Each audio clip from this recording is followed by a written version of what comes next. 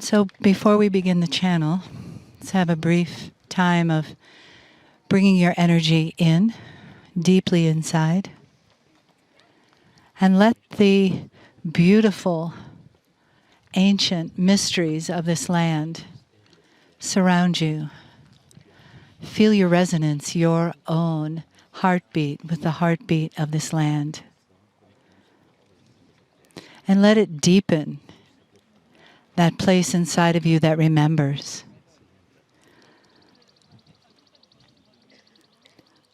Let the air, let the land, let the birds, let the breeze bring that appreciation for this land inside of you. The remembrance. Do you remember being here? Do you remember your tribe here? And placing your hand on your heart, saying thank you. Mahalo, thank you.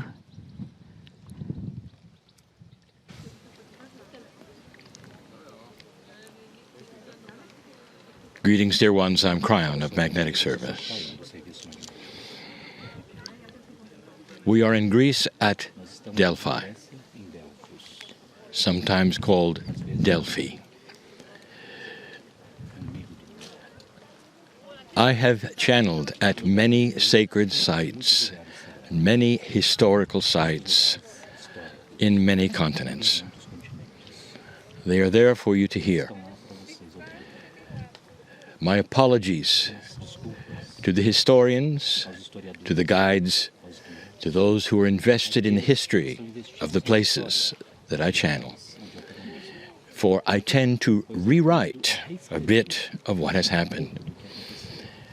And I do it in that which is a metaphysical way. The esoterics of this area are profound. Very profound. Let me make a statement. All over the world at this time in history, there was the understanding of the esoteric, just starting to try to communicate with that which is the Creator, that which was the God, that which was the earth. And it took several paths. If you take a look at Asia, you'll see it very clearly. And the results are certain major religions of the planet. But here, as it was done and as it was given and as it was recorded, affected this continent greatly. What was done here set the stage for what was to come in esoteric evolution. Again, we point this out. These were the beginning days, just awakening to the realization that the communications might be possible. We speak of Apollo. Apollo used an oracle. Now, this is where some of the history may depart. And I want to be clear of the esoterics and the metaphors involved. For the oracle was the priestess. But, dear ones, there were more than one. And many times the priestess had to be an elder. And the communication had to be a woman. And I want you to see already that the honoring of the female for communications was still here. Even in the days where the gods were being developed, the female was seen to be the one who was the shamanic one and who could communicate.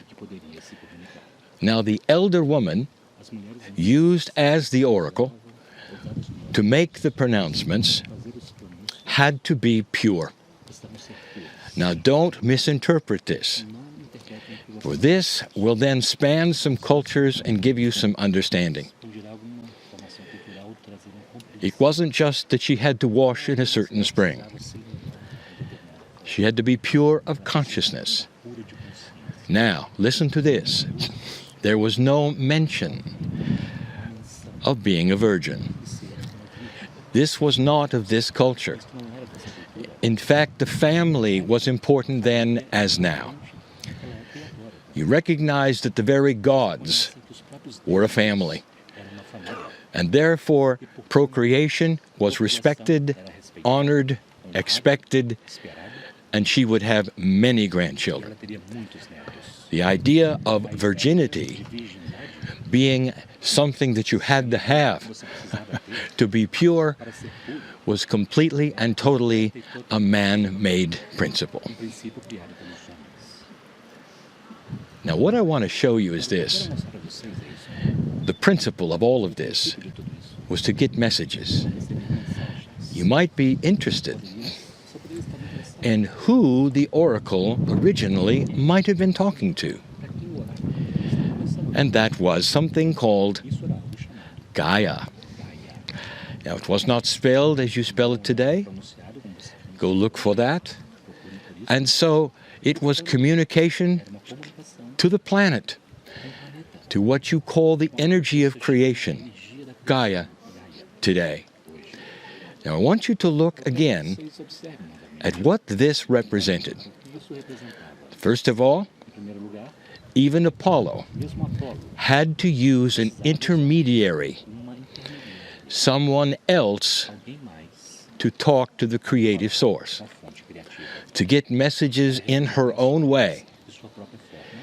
Today, you see this even extended into those major spiritual systems that still use an intermediary from you to God. It started here. It's extended even to modern systems. But what I want to tell you is that you are sitting at the beginning of channeling.